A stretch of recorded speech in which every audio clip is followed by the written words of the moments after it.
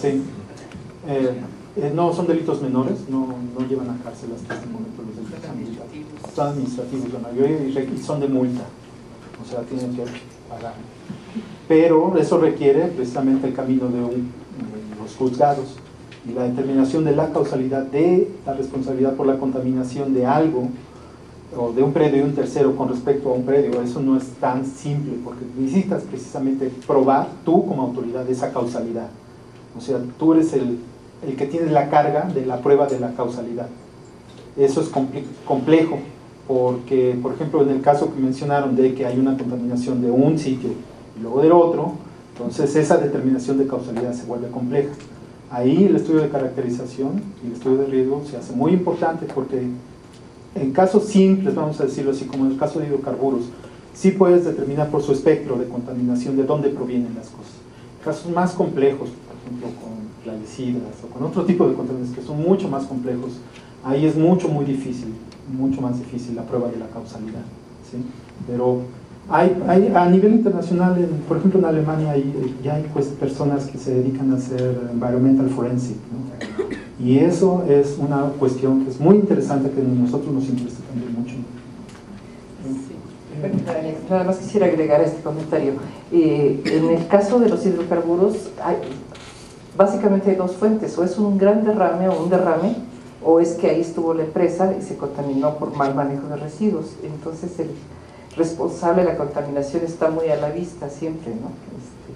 Si hace un gran derrame, pues es la ruptura de un ducto, Petróleos Mexicanos.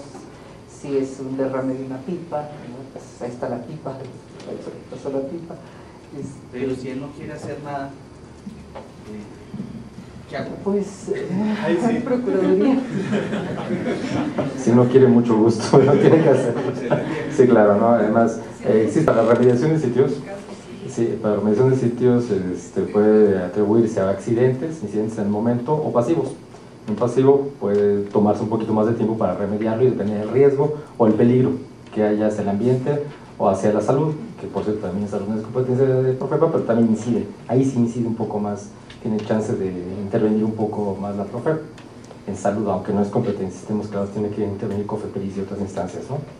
Y en el caso de accidentes también hay un plan para atención de accidentes que también puede verse afectado las comunidades. En eso interviene Protección Civil, Gobernación, COFEPRIS, la policía, bomberos, etcétera, etcétera, y también las autoridades ambientales, que es Profepa y Semarnat. Entonces hay todo un plan para ello, ya hay planes de contingencia. Veamos el caso de los que conocen México, el caso de Texmelucan, San Martín Texmelucan, o cualquier otro que haya. O sea, se forma un equipo interdisciplinario para atenderlo. Ya está establecido como un procedimiento interno de Profepa, que no es mi área, pero pues sí conozco de él, por supuesto, ¿no? Es que creo que también la ley establece que cuando, o sea, ya es una cuestión de riesgo, que no importa quién es la persona que lo generó, o sea, si está en tu predio, tú tienes que tratarlo inmediatamente. Y ya después deslindas responsabilidades, porque bueno, como dicen, puede hacer la caracterización y ya de repente, no sé, veo que aguas arriba es donde viene la fuente, mis fronteras o mis fuentes están lejos de esa frontera, y sí puedo establecer que algo está entrando al predio, ¿no? Pero bueno, el problema es hasta cuándo, volviendo a lo de Guadalajara, porque como dices, mucho de esto se trabajó por lo de Guadalajara. Ahí había reportes de las personas que decían que olía a hidrocarburos y la autoridad no atendió, pasaron 3-4 días y hasta que vino la explosión, ¿no? Y es lo que detonó todo esto. En el caso de esto no hay nada que detone una investigación de... Bueno, así. Nada que detone una investigación de suelos, o sea, porque por el caso de los que son más monitoreados, que son las estaciones de servicio, en cuanto a industrias, pues cuando hacen su proyecto de caracterización empiezan a dejar pozos de monitoreo, y así es como realmente empiezan a darse cuenta de que tienen algo abajo, porque mientras tanto, pues como es una contaminación subterránea, pues nadie se da cuenta. O pudieron haber tenido una fuga hace 10 años, pues el hidrocarburo está por ahí, en algún lado tuvo que haberse medido, ¿no? Entonces se está moviendo por abajo, hasta que ya tienen puntos de monitoreo es cuando ya empiezan a ver, ya hay un problema, ¿no?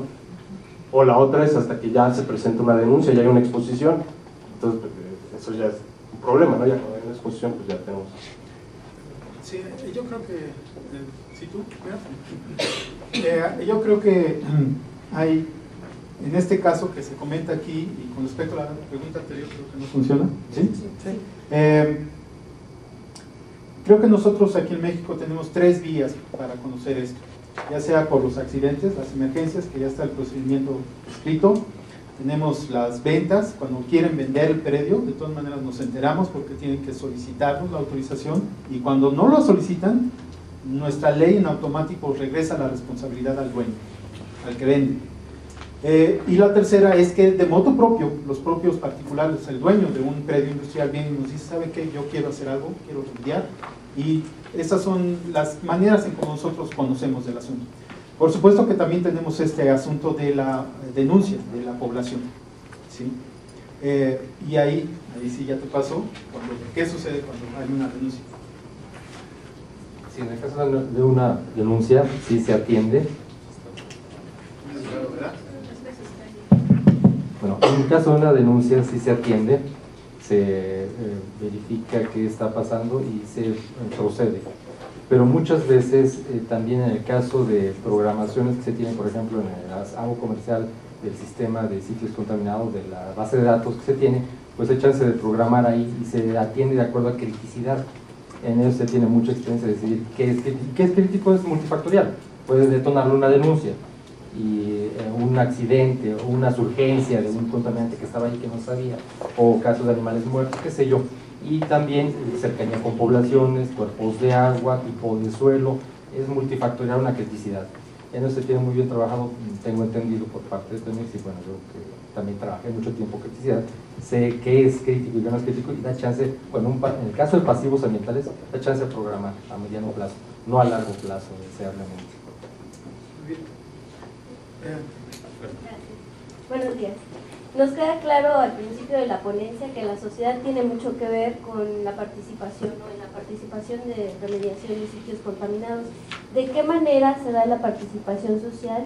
Y por ejemplo en la elaboración de normas que mencionaba la licenciada Escamilla, en la consulta pública, ahí participa la sociedad, y de qué manera se determina, como dice el compañero, que una afectación en la remediación beneficia o afecta a la sociedad. O sea, ¿quién se encarga de la vinculación y de revisar que todas estas acciones realmente están correspondiendo a las necesidades o a los problemas que se ocasionaron a terceros? Primero yo contesté las cosas porque la pregunta tiene 2 vertientes. Sí. Sobre la consulta pública, y la consulta pública es exclusivamente sobre lo que se está estableciendo en la norma. Entonces, generalmente quienes participan en la consulta pública son los afectados, ¿verdad?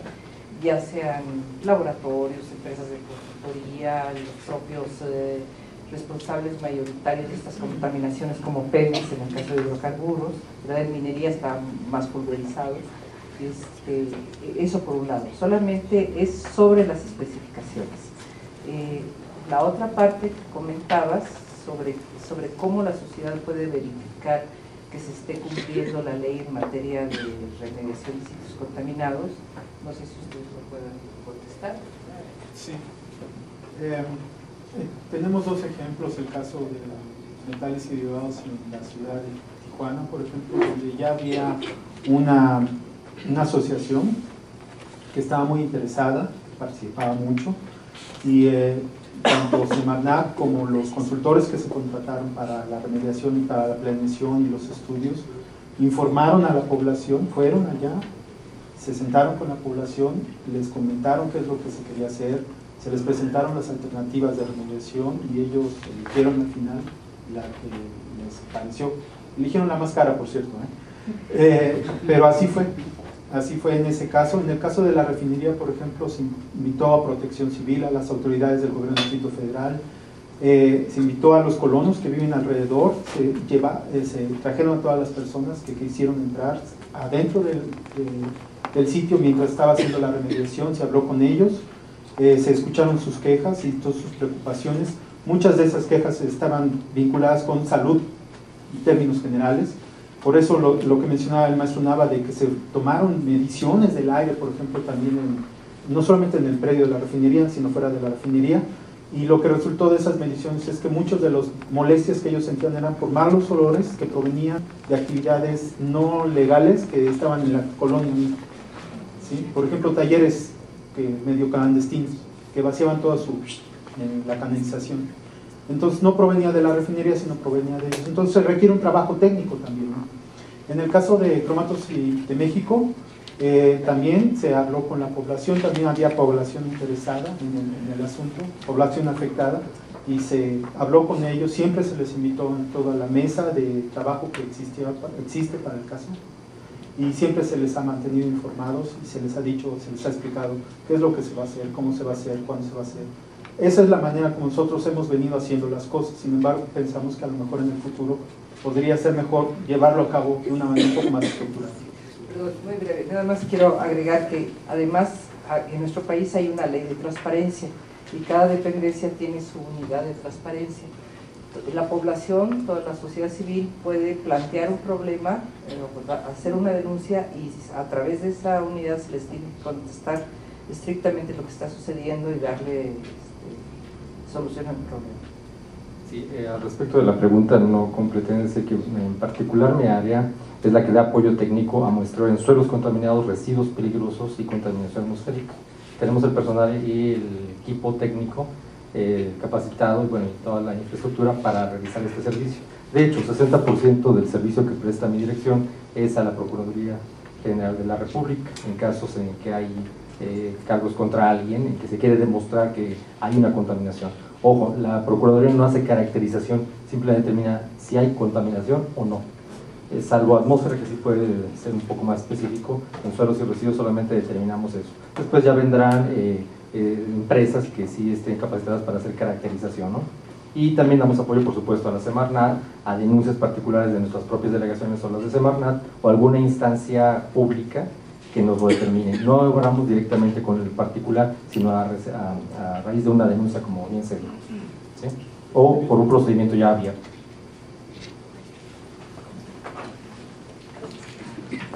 Yo quería consultarle si es que dentro de los programas de remediación, o sea, la persona que ocasiona el daño está también obligada a definir medidas de indemnización y compensación a terceros afectados, tanto individuales como a la comunidad, y si es que también en la caracterización se incluye como una línea base para definir hasta dónde va a llegar la remediación en función de cómo era el sitio sin afectación. Muy bien, con respecto a la primera pregunta de la reparación de daños a terceros, parte de nuestras leyes ambientales ya existía el Código Civil aquí en México, es el artículo 1312, si mal no me recuerdo, que es el que habla de la reparación de daños a terceros. Entonces es una vía civil, no es una vía meramente administrativa ambiental. Por supuesto, el estudio de caracterización, el programa de remediación que comprende el estudio de caracterización es la base para determinar la extensión del daño.